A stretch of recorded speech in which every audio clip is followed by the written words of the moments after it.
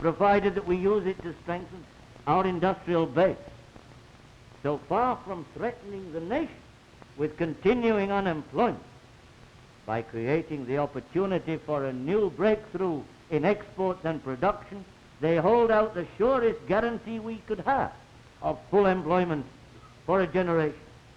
And by the measures that we hope we have shocked the nation into accepting, we have provided the means to more efficient management and to an elimination of costly and wasteful working practices. These are the conditions, and they're the only conditions for further and sustained advance. But they require a national too how much has been done to try and make the voluntary system work. And we know too the factors which have been operating against the success of the voluntary system.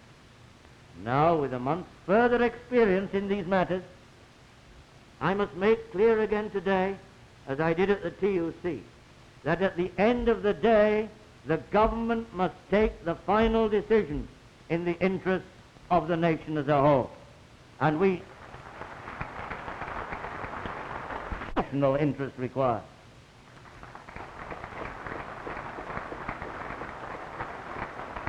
Years ago, we demanded a change in government attitude, and we had to have a change in government to secure it. Mr. Chairman, are the inestimable gifts which this government, this people, this movement can give to Britain for this generation and for every generation to come. I would want not by the British nation, but by history, by our success or failure in turning this prayer into a reality.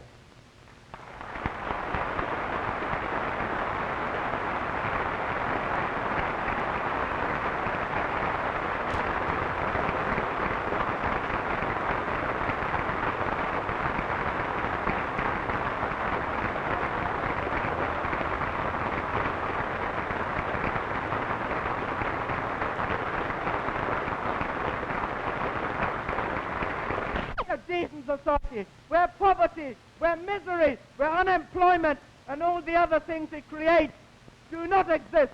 And we say to our leaders that this is the sort of society we want. We are not prepared to accept capitalism with what it means for the vast majority of the people. We want socialism, and we want it now.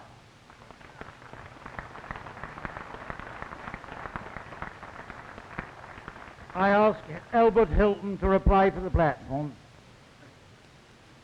Chairman, and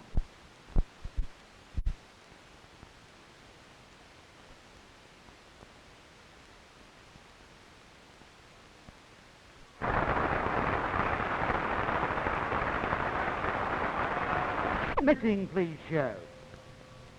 Down. Those against remitting. Well, there's no doubt that the overwhelming view of conference is in favour of remission. We now stand adjourned until 2 o'clock.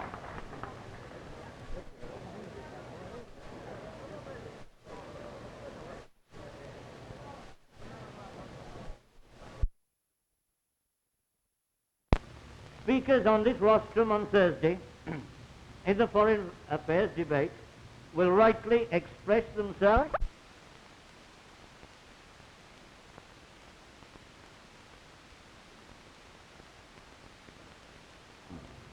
as I made clear to the National Productivity Conference last week. We are prepared even in this period of restraint and restriction to use at any rate some of the resources which have been released to reinforce the measures that we have taken for industrial reconstruction and re-equipment.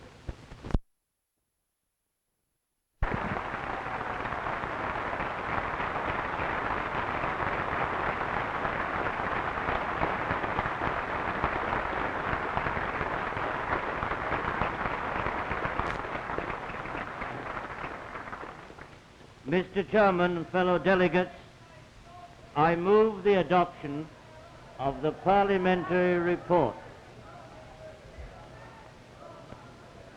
If we are going, there were many who doubted whether we should still be in power today. We had a parliamentary majority of 3. For weeks before that conference, and I think it's healthy to say this, to those who daily foreshadow, even today, our instant demise.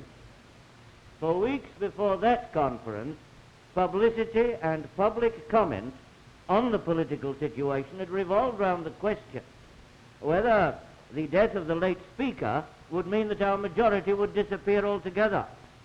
For a whole week before we met at Blackpool last year, now a year afterwards, we face the future in a vastly different situation. For the first time in the history of this movement, we have a government in power which has increased its majority. After 2 years in office, we now have a majority over the chief opposition party greater than anything achieved by the Tories over us in 13 years of Conservative rule. And I want to pay my warmest tribute. This government, this party, this parliament are working on a clear and decisive mandate from the British people. For the decision last March was a decision to reaffirm beyond all doubt the break that the British people had made with the past in 1964. But that was not all it decided, for it proved that in an age which rejects the feudal and class relationships which others seek in conserving to perpetuate. Change, too, in Britain's relationships with the world, which itself is changing on a scale which outpaces the modes of thought of an effete establishment. Because the greatest enemy that lies in our path in creating the kind of Britain we want to create is conservatism in all its forms.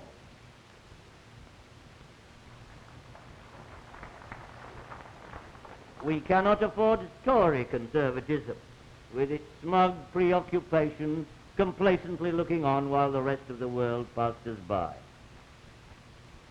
I think the full implications of the impossibility of the policy of the elected government by negative action, or when a member of their shadow cabinet last week, this means that we must have the faith and the enthusiasm to change the hearts and minds of men, because a political rejection of conservatism is not enough.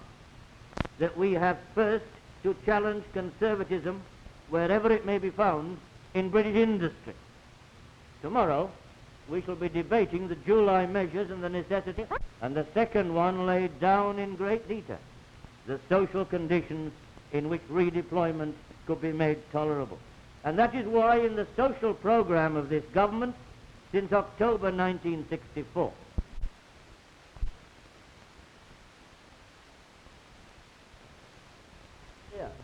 seems strangely outdated by new and still more fearsome challenges.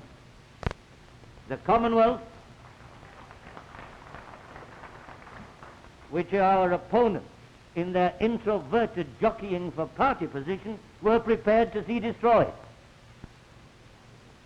It is that same insistence on principles which proclaims to the world that in Britain's long and not inglorious history of granting freedom to previously dependent territories, we are determined to see that the last chapter in this process shall not be allowed to tarnish those that have gone before. To those principles we shall adhere, to abandon the principles that have inspired 2 successive governments in this country, principles which are essential not only to preserve the Commonwealth on which so much depends Britain's standing in the world, but principles which in their moral inspiration represent the very basis of our democracy and everything which this movement stands for. We shall defend those principles, and we have the right to ask the Conservative opposition whether at their conference next week they will state that they will continue